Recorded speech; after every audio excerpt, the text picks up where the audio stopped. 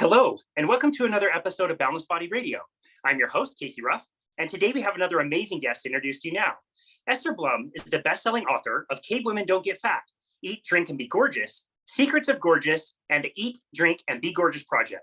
She is also the author of the book we'll be discussing today, See You Later, Ovulator, Mastering Menopause with Nutrition, Hormones, and Self-Advocacy. She has appeared on major media outlets, such as the Goop podcast, Dr. Oz, Today, and more. She is also an in-demand authority, frequently quoted in E! Online, In Touch, Time Magazine, the New York Post, the Los Angeles Times, InStyle, Bazaar, Self, Fitness, Marie Claire, and Cosmo, among others. Esther has several credentials as a registered dietitian and a certified dietitian nutritionist. She is also a member of the American Dietetic Association, Dietitians in Functional Medicine, Nutritionists in Complementary Care, and the Connecticut Dietetic Association. Esther currently runs a virtual practice where she helps women balance hormones, lose stubborn body fat, and treat the root cause of health struggles. She lives in Connecticut with her family, where she can be found cooking up a storm, going for long hikes, and blasting 80s music by the fire pit. Esther Blum, what an absolute honor it is to welcome you to Boundless Body Radio. Casey, you're the best. Thank you. It's great to be here. It's so great to have you. For the listener, I just wanted to point out that I cut out a lot of really important and cool things out of your intro to include the last part that we can catch you blasting 80s music by the fire pit. I hope you would appreciate that. Absolutely. I mean, it's to me, like, I think in my past life, I was either a race car driver or a singer in an 80s rock band. I love that. Yeah. That's awesome. For sure. One thing I failed to mention in the introduction, I don't see this anywhere. You were actually nominated as Miss Menopause 2022. I saw the acceptance speech and everything. I don't remember seeing like headlines about that, but that's amazing. Yeah, I nominated myself. I gave myself the award. And the cool thing is, one of my really good friends is a writer out in Calabasas. And he was like, you can borrow one of my Emmys anytime. I was like, thanks. I'm terrified to hold and drop that thing. Yeah, seriously. Yes. And in my acceptance speech, I did thank my uterus and ovaries. It was beautiful. The crowd went crazy. You got emotional. Like, it was really good. On that note, your social media is amazing. I love the way you approach this topic and make it approachable, because it is mystified. I would say, like, this is something I've studied for a long time, and I've worked with women for over 15 years and tried to understand it. I feel like it's a topic that the more I learn about, the more confused I get, and the more I feel like I don't know about it. And you're really great at educating people and helping them make things be very simple and easy to understand. And I really appreciate that about you. Before we deep dive into your work, though, I do want to ask, what was it like to be on the Goop podcast? Oh, the best. I mean, Gwenny is my girl, she's just so cool. And, everyone said to me, how did you get on there? Was it your publicist? No, it's just as simple as Gwyneth put out a call to action saying on her Instagram stories, saying she was looking for a menopause mentor. And I was like, well, goddamn, I'm qualified. I'll be your menopause mentor. So I DM'd her, she responded back, and I was like, look, I've got this book. I sent it to her and her team. I was like, I know I can help you. And then, I was away in Cape Cod for a girls' weekend, and around 11 at night, my phone went off, and my publicist was like, girl, check your email. You're going on Goop next week. I was like, whoa. That's amazing. So wow. That was great. And it's just, I'm grateful to be, affiliated with that and part of the community, because you know what? We need the platform. There's 6,000 women going into menopause every day. There should be 1.2 billion women in menopause by 2030. It's not even taught in medical school. Like, what the heck is that about? And so I was like, if I can go through celebrities who are going through it themselves, Stacey London has a platform, Naomi Watts, Gwyneth Paltrow, Tracy Ross was talking about, Michelle Obama was just talking about it this week in People magazine. So yeah, I'm going to just leverage however I can spread the message. Yeah. Because I'm one person, I need support. Judy Greer too. Shout out to Judy. She and I did an IG live. That was great too. Oh, that's amazing. I wouldn't know anything about the Goop podcast if it wasn't for my 20-year-old college student that I had a few years ago that told me about it. And you're right. It's like, we need those platforms to get these messages out, because it's so crazy, the information that you hear out there. Like, I was just telling you off air, I was just with my client who's gone through menopause, and she's getting different prescriptions from 2 different doctors who are giving her different information about this estrogen is really good. You need this testosterone. This is how you take it. This other doctor is like estrogen is going to cause cancer and all this stuff. And it's so confusing out there. It's really confusing. How did you first get interested in all of this? And why did you decide to write your book, which is beautiful, by the way? Thank you. I decided to write See You Later, Ovulator because of my absolute meno rage. As women being horribly gaslit by their doctors, women go to their doctors and are given 2 to 3 options for menopause. Number 1, to sit it out and wait and just wait it out, which could be a 10-year period and beyond. Women in their 70s can still get hot flashes if left untreated. I don't care what the research say, this is what I see in practice. Number 2, they are offered a birth control pill to control really heavy bleeding. Or number 3, they're offered an IUD for the same reason. Newsflash, people, menopause is not a contraceptive deficiency. It is a hormone deficiency, and contraceptives suppress progesterone. Right? They're designed to prevent you from ovulating. So they're suppressing progesterone, and in perimenopause, through menopause and beyond, your progesterone levels tend to fall first. And when you have low progesterone with unopposed estrogen running wild, that's gonna be my next fun video. It'll be like estrogen gone wild. And I'll be like, slugging beer out of a funnel. When estrogen's gone wild, right, you're going to get these massive heavy bleeds. You're going to get clots. You're going to be irritable, have sore boobs, weight gain, and just cry even at a tissue commercial. So, putting a woman on the pill and further suppressing her progesterone will really worsen the physical symptoms, but also the emotional symptoms, because a lack of progesterone causes a tremendous amount of anxiety in women and panic attacks out of nowhere when you've never suffered from this before. So my goal in writing the book was to get a couple of key messages out. One is that early intervention is key to smooth out the bumps. You don't have to suffer through menopause. You don't have to gain all the weight and lose sleep at night and suffer with vaginal dryness and irritability and moodiness and anxiety. Number 2, early intervention is also important to offset, and bioidentical hormones are wonderful to offset heart disease, Alzheimer's, and bone loss. So that's really important. And number 3, the self-advocacy piece is to teach women that if your doctor is not giving you support and offers you any of those 3 options I discussed earlier, run for the hills, find another doctor. We're so afraid to confront someone in a white coat, but guess what? This book gives you the tools. It gives you the research studies, and no, they're not the most perfectly designed research studies, but they're pretty damn good. And so if you say, look, I have research studies in hand in published medical journals. I am interested in exploring bioidentical hormones. I know something's wrong with me. Here are the tests that I'd like you to do. And if a doctor shoos you away, find a doctor. Plenty of other doctors who will partner with you and who do telemedicine and will work remotely if there's no one in your area. Yeah, that's amazing. I want to deep dive into all of that. Before we do, maybe we could take a really, big view, a 30,000-foot view about the kind of the cycles that the women go through over their life, so we're all clear about the terms and when things happen and when things shift.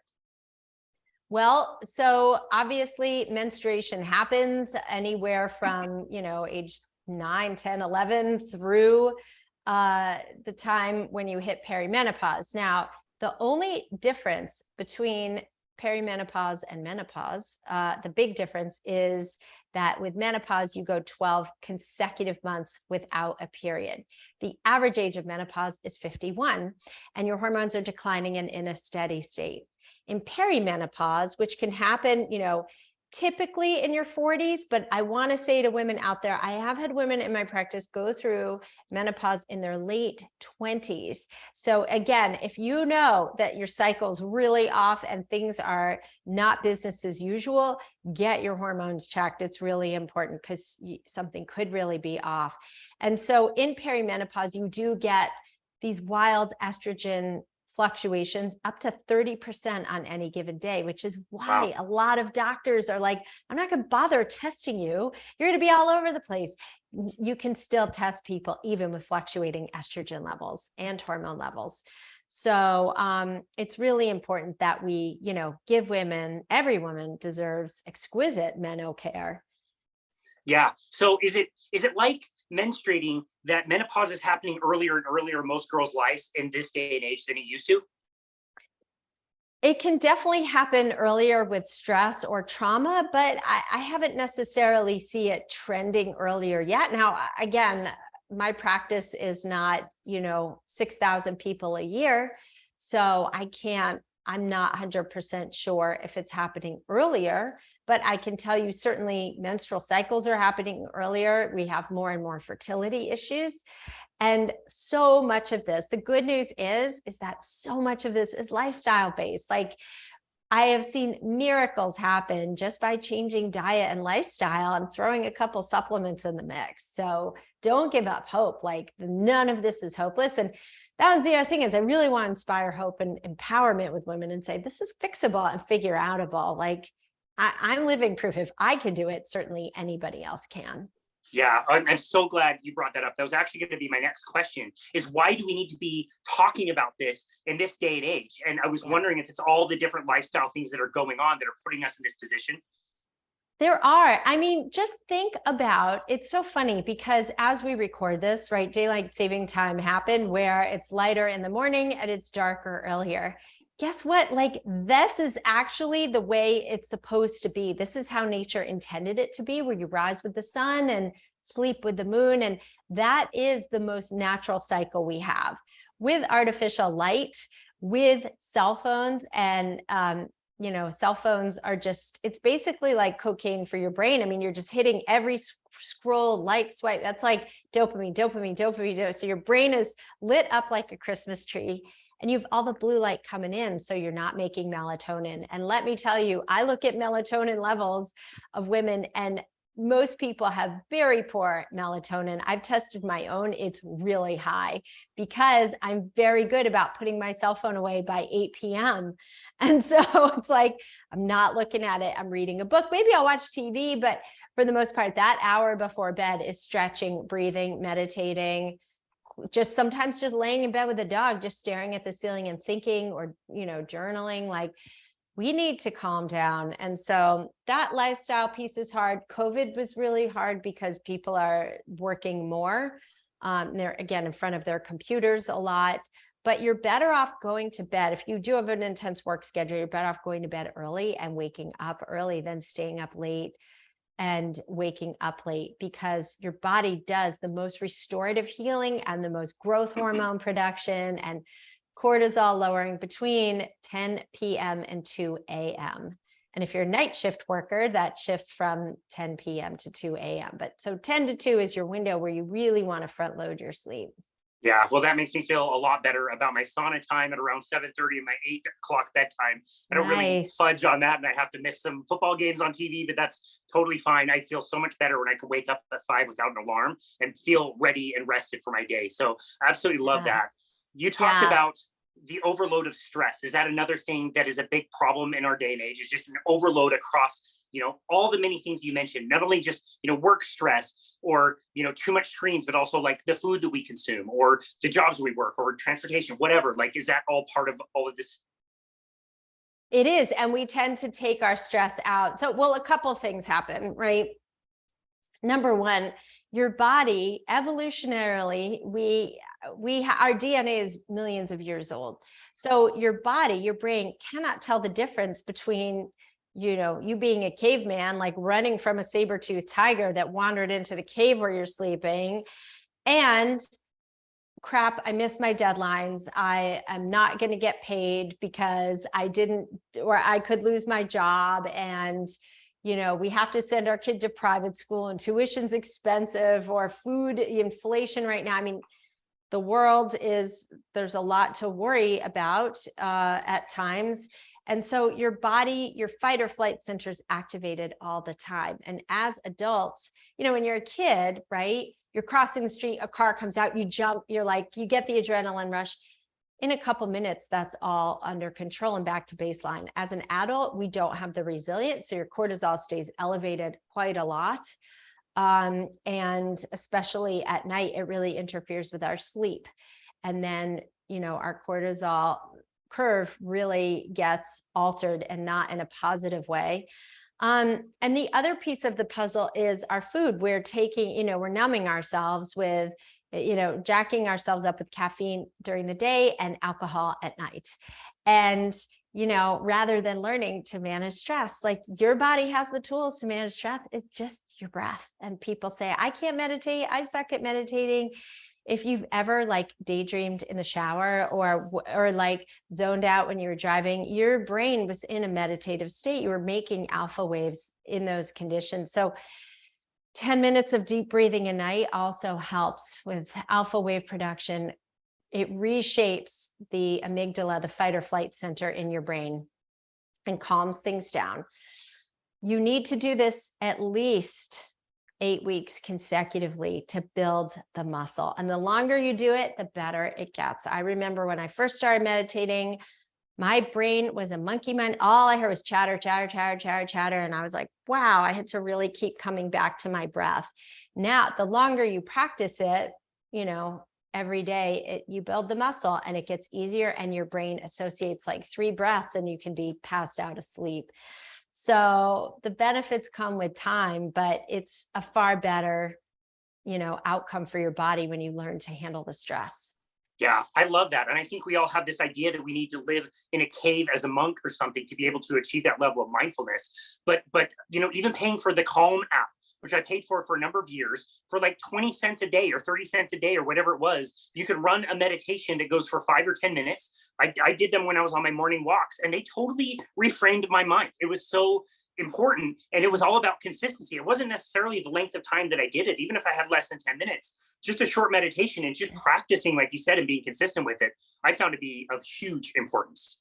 All right. Well, you're going to totally crack up with this, Casey, too. But I actually meditated on being on the Goop podcast for 8 months before it happened. No way. Yeah. And so meditation, here's another insight I want to share. It's really one of the most powerful ones. So my doctor is Tom Moorcroft, who really brought me back from the dead from Lyme and mold. And he led, while I was in my early days of treatment with him, he started a meditation RX course. I actually put the link in my book.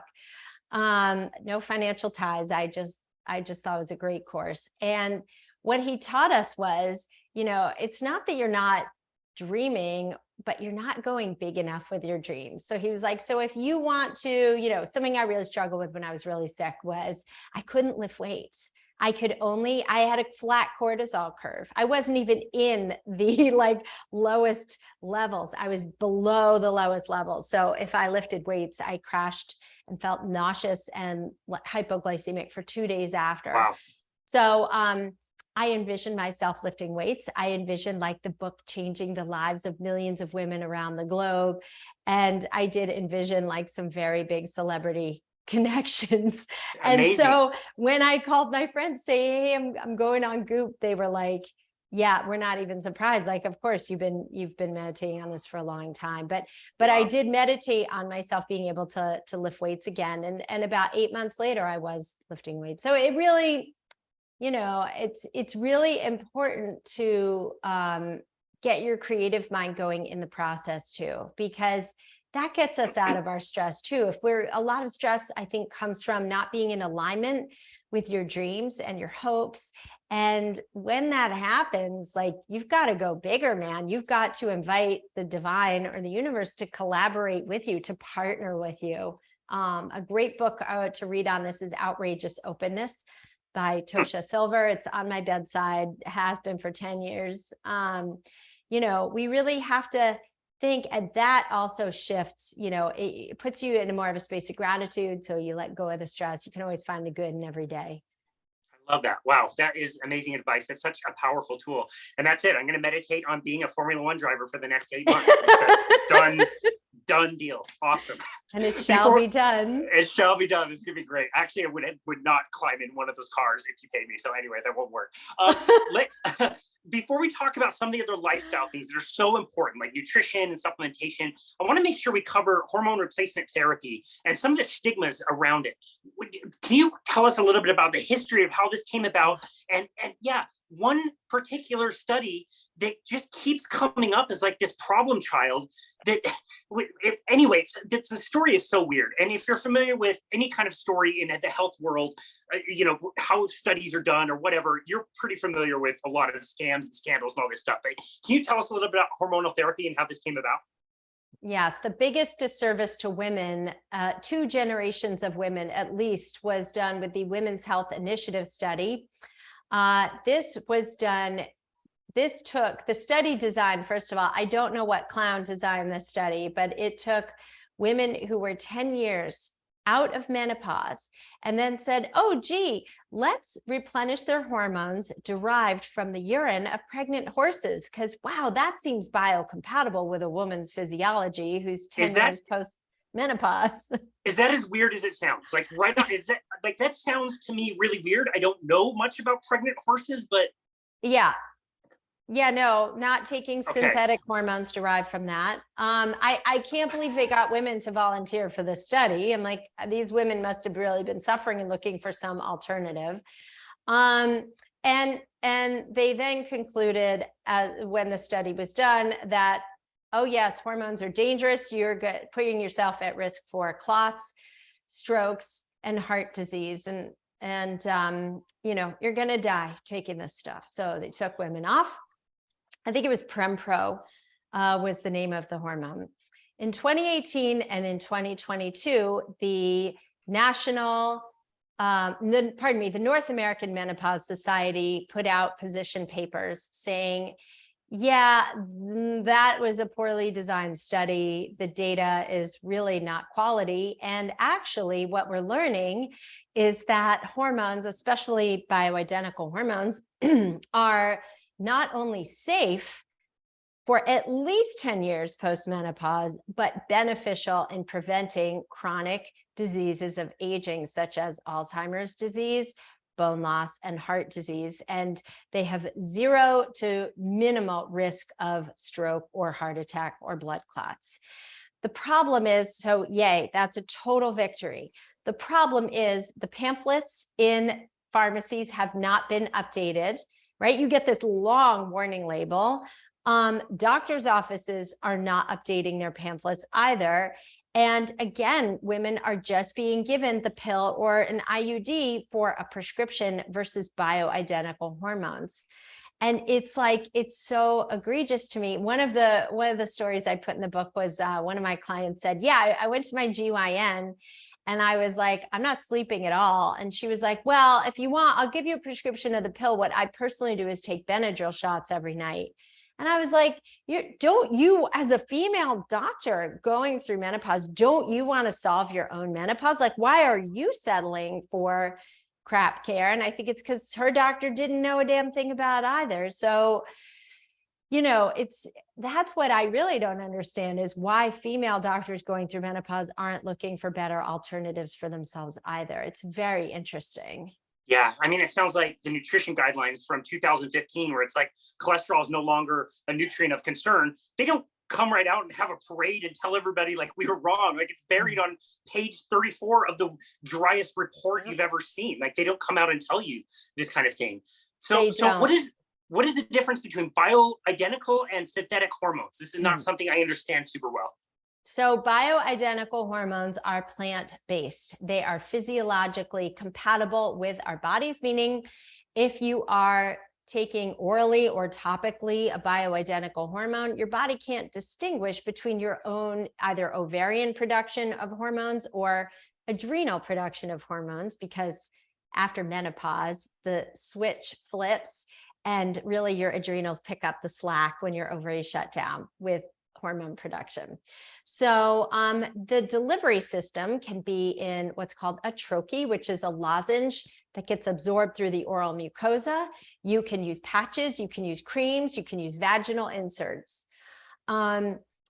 synthetic hormones, synthetic hormone replenishment is derived in a laboratory. It's less biocompatible and it doesn't have the same physiological benefits. In particular, progestogen, which is the synthetic progesterone, doesn't hit up the neurotransmitters in the brain the way bioidentical progesterone does. So let's say a woman comes to me with insomnia and she's perimenopausal. I'll test her hormones and often discover, her progesterone's really low. Well, progesterone is a precursor to GABA, which is a very calming neurotransmitter. And so when you give a woman progesterone, all of a sudden, she's calmer. Progesterone's like a kitten and estrogen's like a tiger, right? So when you bring in more of the soft little kitten into your chemistry, you're just going to feel more balanced and happier. And, your periods will be a non-event if you're still getting them. So it's really important that, bioidenticals are also much more easy to customize and titrate. I mean, you can take that lozenge, or it's called a troche. You can take a troche, you can cut it into quarters if you want. With creams, if you're applying a syringe, you can adjust the dose in the syringe. In one day, you can adjust your dosage. Synthetic hormones, harder to regulate and adjust. And also the big no-no, you want to stay away from our hormone pellets, because that's also another branch of hormone replenishment where doctors insert pellets into your butt muscle basically and close you up and then just let the hormones release, on their own time. So you have no ability to regulate. There's a lot of side effects that I've seen in my clients, like weight gain, irritability, a sex drive that scares the hell out of their partners. But also hair loss on their head and hair growth on the face. So it's really hard to regulate. And there's no studies on troches. There aren't a lot of studies of bioidentical hormones, but there's enough to at least justify their usage. And I put a lot of them in the book. Wow. Yeah. And I really appreciate that you made a post about that recently, about the pellets. I'm just curious, is it the same for dudes as it is for females? I know a lot of guys were getting a lot of pellets injected every 6 months. It seems like that would also not be the best idea. Is that correct? Yes. I mean, I haven't seen a ton of men in my practice, but the ones I did see over the years with pellets, their estrogen was aromatizing to, their testosterone was aromatizing to estrogen, and they became estrogen dominant, and they were coming to me for weight loss. And I was like, get off the pellet, just use a topical cream, or a gel, because you don't need to. You can even give testosterone via a troche, so it bypasses the gut and the liver.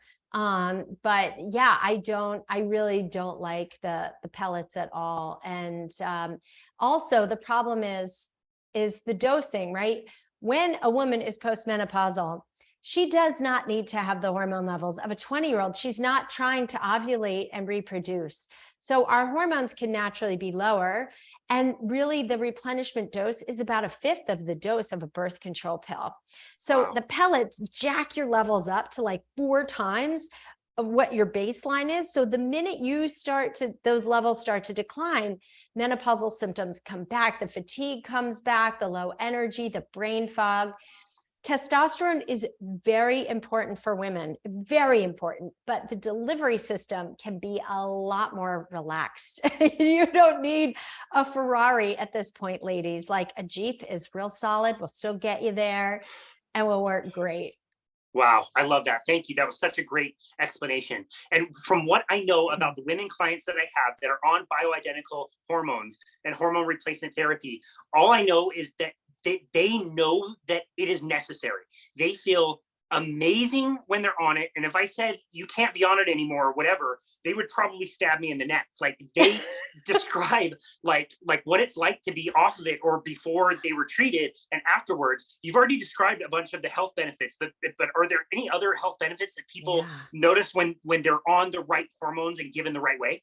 Yes, cognitive function. And this is the biggest issue, that cognitive function and mental health changes are totally unaddressed in perimenopause and menopause. And, and all three hormones work synergistically. People think, oh, you just need estrogen for cognitive function.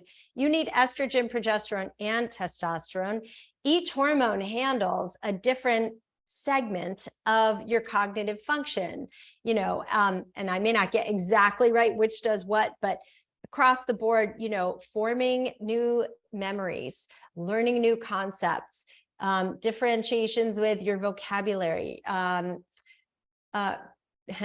ironic that my brain is crapping out now, but you really do need all three hormones in conjunction with each other for cognitive function and a reduction in brain fog, for mental focus as well. And the cool thing is, I can tell you, remember a while back, I told you I had a flat cortisol curve. Like, I had been on adrenal supplements. I did all the lifestyle pieces. What brought my cortisol curve back was when I added in hormones. Wow. I actually have a cortisol curve now, and I'm able to lift weights, but it took me going on hormones to do that. Just nothing else did it. Wow. And people ask, are hormones really necessary? I feel fine. Absolutely. Just take bone density alone.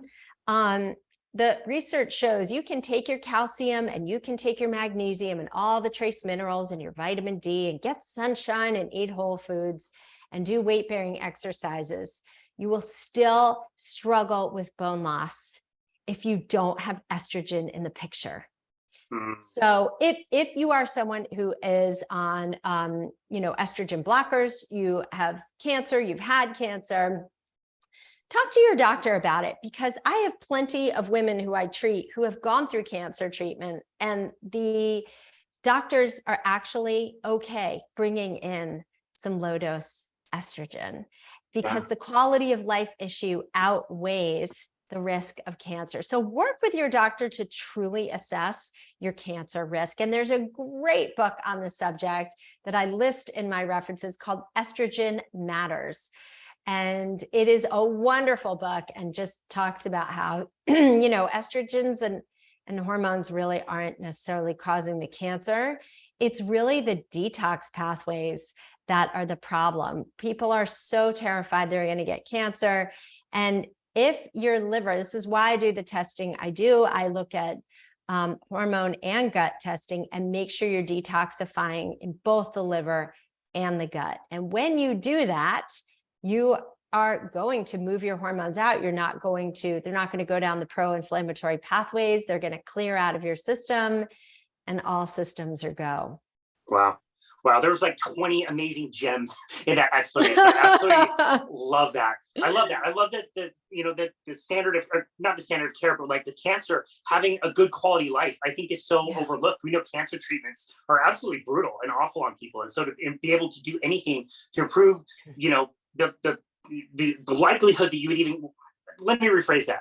I think it's so important with the threat of cancer being so low on such a low dose of hormones. People need to know that, because there are people that are scared about this kind of thing. I had no idea about the cognition and hormone therapy.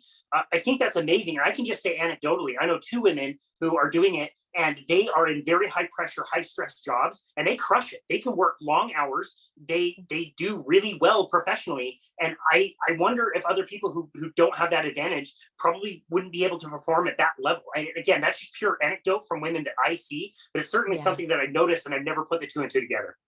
Yeah. And well, and you're like so many women, we walk into the room and we're like, wait, what am I here for? And then you go back to the place you were before and then say, oh, right. And then you walk into the room and then you check your phone, and then like a text comes in and then you forget all over again. So it really is important to have the support for cognition, neuroplasticity, focus.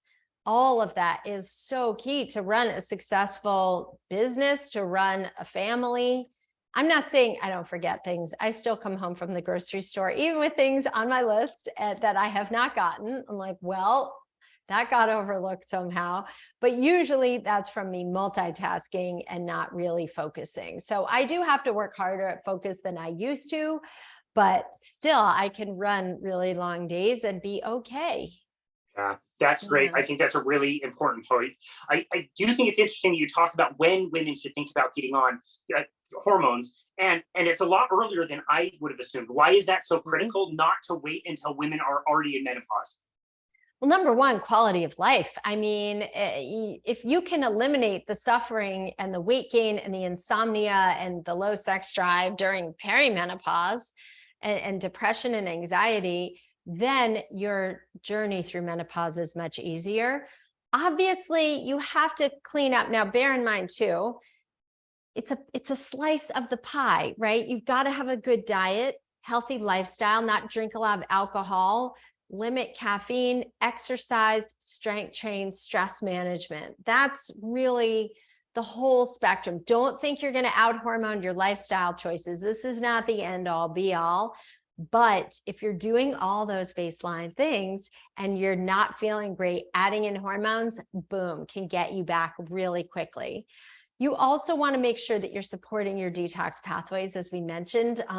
Fiber is a great way to do this. People are like, how do I detox? Just eat a couple tablespoons of chia or flax seeds. The lignans in those and the fiber in those seeds bind excess estrogen. This is for men and women, and help pull them out.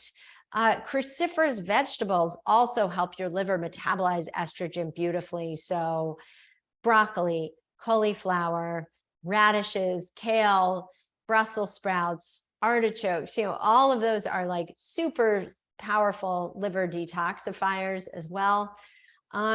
So yes, having all those pieces in place can help improve quality of life. But the other thing you want to think about is the sooner you bring them in, the sooner you offset all those chronic diseases of aging. So you don't have to wait until you're fully menopausal and suffering for, I was like, so women are saying they're suffering for a full year before they're going to start hormones. That is so silly. And, I'm mentored by so many doctors in functional medicine. I didn't learn all this on my own. And we've been having conversations for years about this. So, it's, in case anyone's like, why is the dietitian taking all this on? Even the doctors who are in the know are in the know. And here's the other thing too, is, North American Menopause Society is saying 10 years is kind of the cutoff where you kind of can do hormones for 10 years and then bye-bye.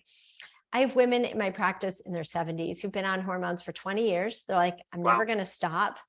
And because progesterone is a natural steroid, it's a natural anti-inflammatory. So it really helps with joint aches and pains. Estrogen, keeps your skin beautiful, wrinkle-free, or less wrinkled, I should say. If you've had a lot of sun exposure, you're going to wrinkle. But so they really do keep you young, healthy, libido. If you've ever heard like Suzanne Summers talk about her and her husband totally getting it on all the time, like that is hysterical. But they're both loaded up on a lot of hormones, but It works. working for them. Yeah. That's Like, great. more power to you, ladies. Wow, that's awesome. Well, thank you for all of that. We love the carnivore diet around here. I love to help coach people on the carnivore diet, and I constantly have to be reminded that diet is not for everybody all the time. It can be used as a tool short term. Some people thrive on it for the rest of their life. Other people, they need to get more things worked back into the diet. Maybe you couldn't handle certain vegetables or certain, amount of fiber, but you can work some of that stuff in. And I love how you talk about carbohydrate usage and how you structure that in the body. I think a lot of us get stuck in low carbohydrate turns into keto, turns into no carbohydrate, and everybody becomes terrified of carbohydrates. But you have a really targeted approach that is still, I would consider, very low carbohydrate. And you seem to time them very differently. Can you talk about that? Yes. So I have 3 Meno laws for fat loss. One is optimizing your protein diet, optimizing the protein in your diet, which you have no problem doing on a carnivore diet. But even on a paleo-based diet, I've done the math. I've calculated the macros on thousands of women. For the most part, people fall between 4 to 6 ounces a meal, 3 to 4 times a day. That is a really nice amount of protein to aim for. I really like to target, ideally, 140, 150 grams for most women, but a lot of women realistically get about 100 to 120. I feel like they're eating just all the protein in the world. So why do we want protein? Anyone listening to this podcast must know that it's going to really support your brain biochemistry. It's going to raise your serotonin and dopamine, give you good mental focus. It's also going to sustain your blood sugar for 4 to 6 hours after you eat it. And that is going to control your appetite. That's why you can binge out on, a sleeve of Oreos, but no one has binged out on half a cow. And, it's hunger shuts off satiety in the brain. So you're going to register fullness. And it's always an abundance of riches. When a woman has had a history of disordered eating or eating disorder, and they're like, I can't even finish all this food. It's like, what a high class problem to have, right? Talk about healing your relationship with food and your body. And you're like, my body's not my enemy. I just didn't have good blood sugar support, So that's really, really exceptionally cool, in my opinion. So rule number 2 is have your ratios of protein be higher than your carbohydrates. And people say, well, I don't know how to count all that. Just pop your food in a tracker for 3 days, right? And just record everything you're eating. Generally, most people, when they're struggling with fat loss post-menopause, it's because their carb ratios are much higher than their protein. They're having about 150 to 200 grams of carbs and about 80 grams of protein. And when we flip those ratios and get women, 120, 130, 40 grams of protein, and your carbs are anywhere from 100 to 120, then the fat loss happens, and you're happy, your thyroid's happy, your mood is happy. So that's because you feel like, oh, I can eat carbs and still lose weight. Keto for any of you listening curious about keto and a carnivore diet seems to work very well. And this is more what I've observed in my practice, but the research does support it too, is that it works great for women for about 3 months. It really helps resolve hot flashes triggered from hypoglycemic episodes. And it's a great way to just torch your body fat.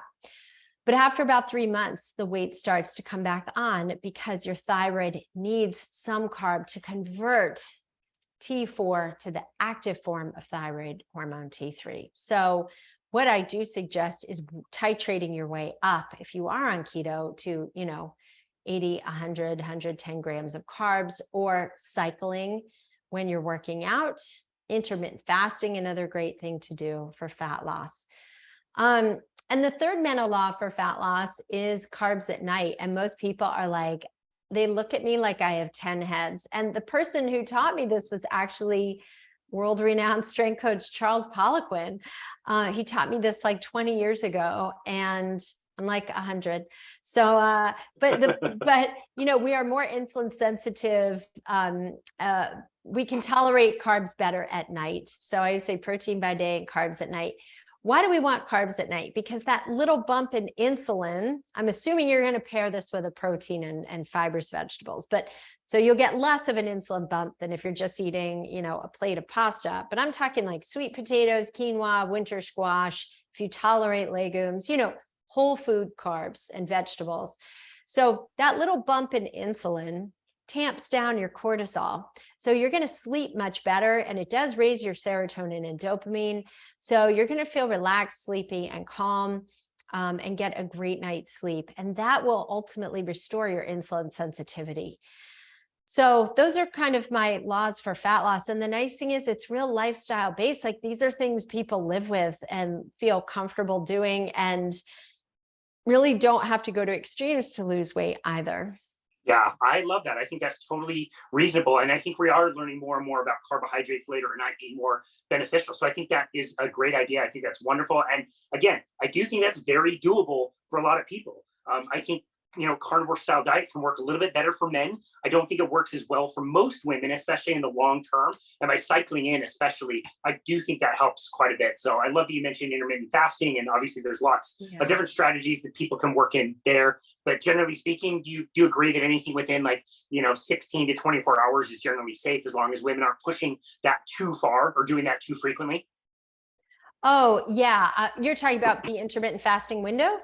Yeah, I mean, yeah, more than I would say, like intermittent fasting is in like you're fasting for multiple days. But anything inside of like 16 hours of fasting or up to 24 hours of fasting being pretty safe for most people if you've got the fat to lose and you feel good and you're not doing it like all the time.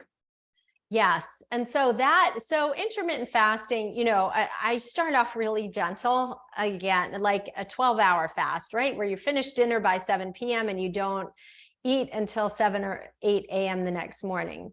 If you feel good doing that, then you can start after a week or two, then you can start, lengthening your fast and shortening your eating window. So keeping your window between 10 to 6 or 12 to 6. That seems to work really well. But also there's the 5-2 method, which seems to be like the favorite among my clients, which is 5 days business as usual. You just eat your normal amount of calories and food. And then 2 days a week, you have one meal that's 500 calories. So like 4 ounces of protein, 2 cups of vegetables, and half a cup of starch, basically. And that is, and not doing those days consecutively, that is another great way to really torch body fat in really stubborn fat loss cases. That's fantastic. And that's not really pushing the envelope as far as, your fasting practice getting further and further out. I see a lot of people who have great success by just going to that 12-hour window, like you said. It's not necessarily that you have to get to 12 and then go to 14 and then go to 16. Like you might be just fine at 12. So that's a really good point. I love that. We have mentioned exercise, and I love seeing your evolution in thinking and exercise. Can you tell us how that's evolved over time and what you think is the very best thing to do for exercise today, besides dancing by the fire pit? I know, really.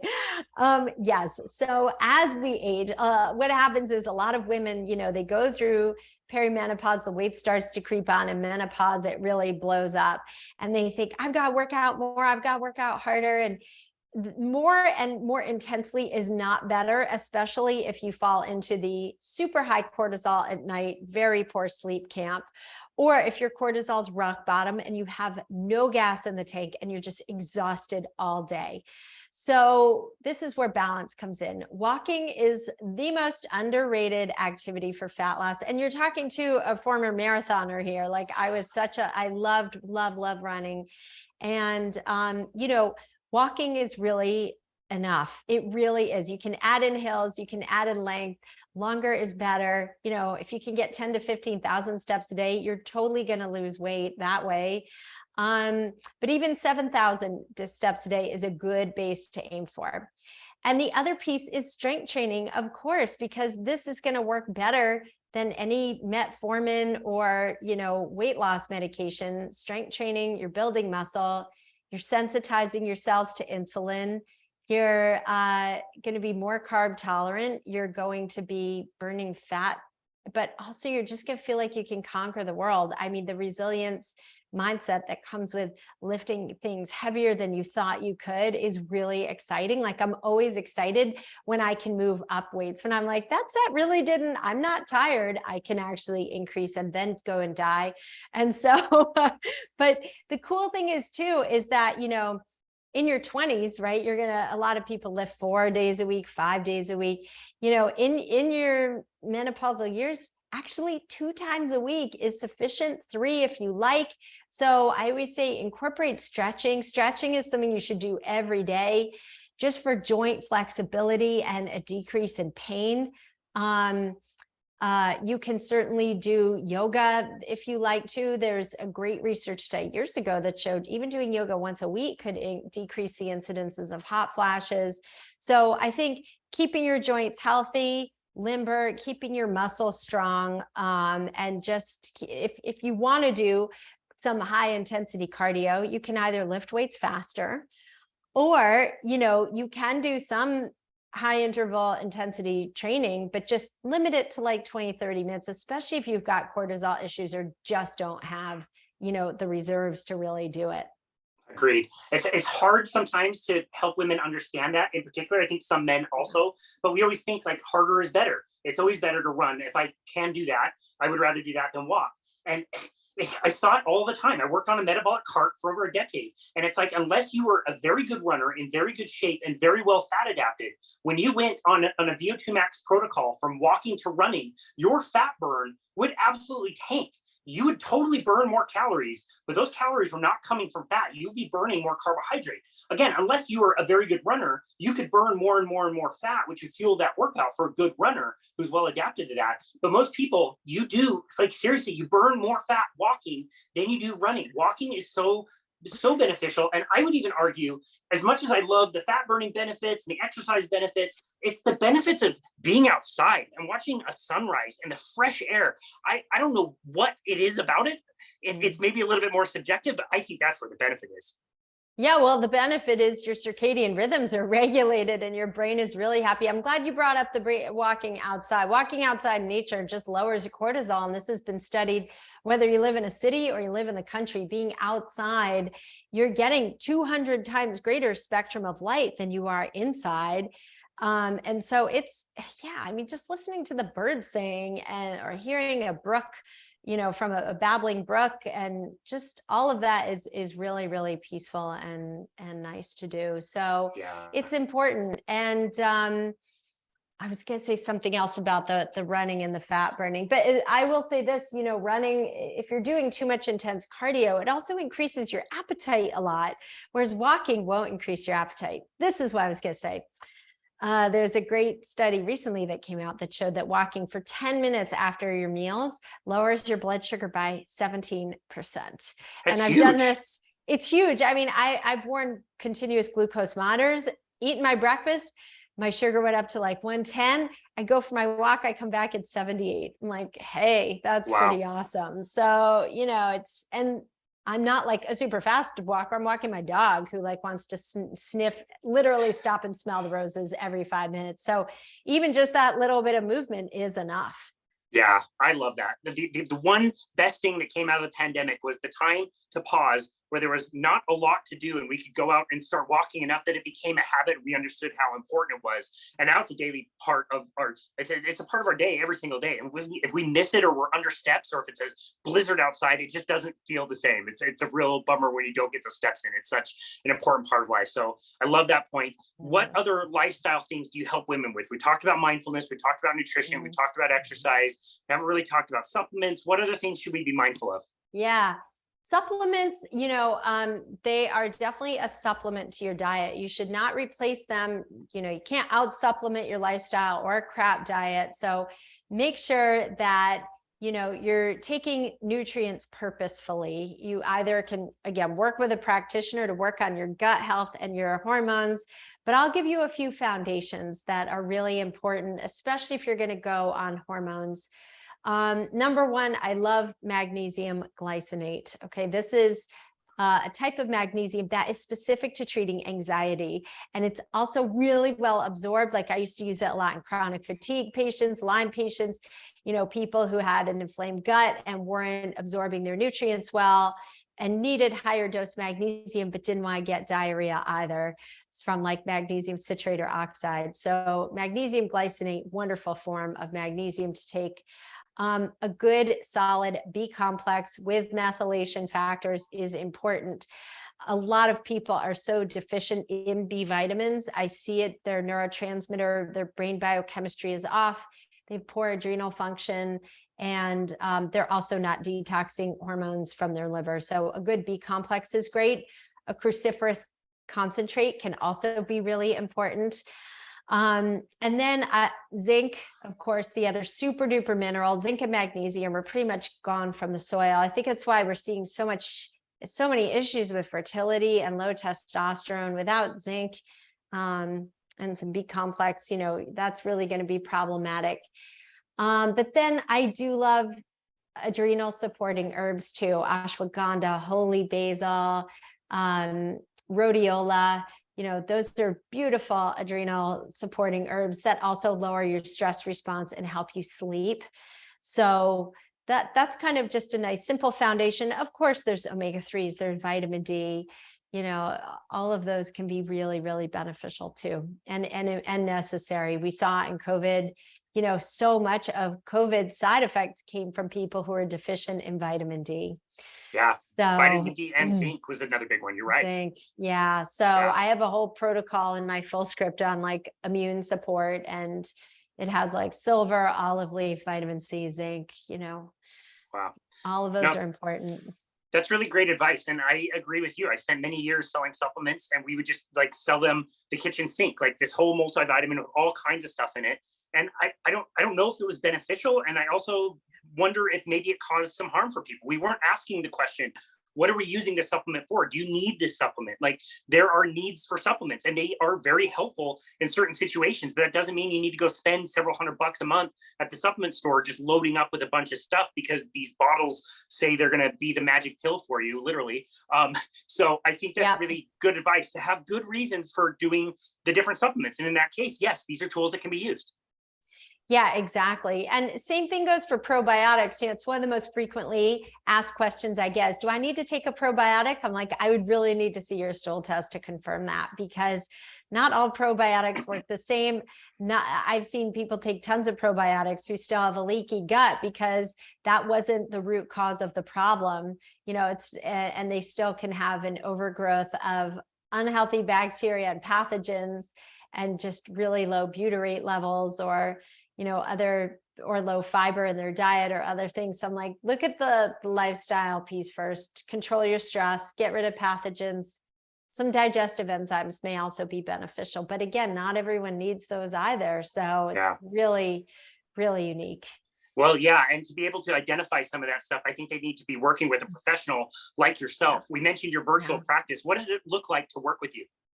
Yeah. So, by the time you're done with me, you're going to have a supermodel career, $5 million in the by the time you're done with me, you'll feel really so much better than when you came to me with. So I work with people individually. I do have a team who helps me work with myself, my health coach. And really, we optimize you over the course of 6 months. We really do extensive testing. We do metabolic blood tests. We look at the integrity of your microbiome, and we look at your hormones. And from there, we put together comprehensive and customized eating plans, supplement regimes, lifestyle tools, everything we talked about here. And if you need a functional medicine GYN or MD, if you don't have a good one, or a naturopath who can prescribe, then we connect you to someone who can support you with hormones, and who is collaborative, and who's going to listen to you and really do right by you and get you good hormones from a compounding pharmacy. So it's a bit of a boutique practice. I'm also going to be launching group coaching programs and some online programs in 2023 to just accommodate people at all entry points, which will be nice. That's amazing. That's amazing. I mean, between your book, between your Instagram, your website is beautiful. Just, you've got a lot of resources out there to help people. We really appreciate that. And again, this has been such a fun conversation because you helped somebody like me understand this a lot better. And I think our listeners are going to get a lot out of this and understand a lot of the benefit of the hormone replacement therapies that have gotten this weird bad rap because of crappy studies in the past. And they're missing out on the benefit because maybe they don't know about it. Maybe their doctor doesn't know about it. They're all misinformed. And so I think this work is really, really important. I really appreciate you taking your time out of your day to share this message with us. Where can people go to find you and connect with you or work with you? And where can they find the book? And also, if you don't mind, would you tell us about the workshop you've got coming up? You're busy. Yeah. Yes. So in February of 2023, I'm hosting a live virtual event, so you can attend from anywhere. In your jammies all day is encouraged. And it's going to really teach you how to make menopause your bitch at the end of the day. So to go and get your free VIP ticket, please go to estherblum.com/menopause. There you can get my book, you can score a VIP ticket, and you can also get my Happy Hormone Cocktail PDF, which is a really nice comprehensive guide of basic things that you can do today to start changing and optimizing your hormone health. And so that's estherblum.com/menopause. And then come hang with me on Insta at Gorgeous Esther, because There's a lot of fun videos and content. And on Fridays, I answer people's questions personally. So we're really looking at expanding content and just making nutrition sexy, accessible, fun, very empowering. And the way we're going to change the trajectory of menopause is by demanding it from our doctors. If 6,000 women every day went to their doctor's office and said, I've done the research, I know what I want, are you going to help me get there? Or am I finding a new partner in this? All of a sudden, doctors are going to start going to medical conferences and be like, I have all these, they're going to be so irritated. I have all these patients and they just want hormones. What the hell is that? And the wheels will start spinning. They're going to be like, wow, you know, I know another doctor down the street whose practice is booming and she does use hormones. Maybe we should find out more about her training. That's how we're going to figure this out. And doctors, I mean, I'm like, dudes, including women, men, women, whomever, they're fools not to, because from a business perspective, it's a cash cow. Like, I mean, venture capitalists have estimated menopause at being worth $60 billion. Like, wow. Why are people not dialing into this? You get to help people and put food on your table. I mean, wow. Everyone wins this way. Wow. So, wow. We'll take it from Miss Menopause 2022, ladies and gentlemen. Like, exactly. Winner, winner, chicken dinner. That is fantastic. We will make sure we link all of that in the show notes. That is fabulous. Esther Blum, thank you so very much for all of your work. And thank you for helping us understand this a lot better. This is really important. Like you said, I think more people need to hear this information, and you're doing such a wonderful job sharing that message. So thank you so very much for all of your work. Thank you for your book. And thank you so very much for coming on our show today. We really appreciate you. Thanks, Casey. And this has been another episode of Boundless Body Radio.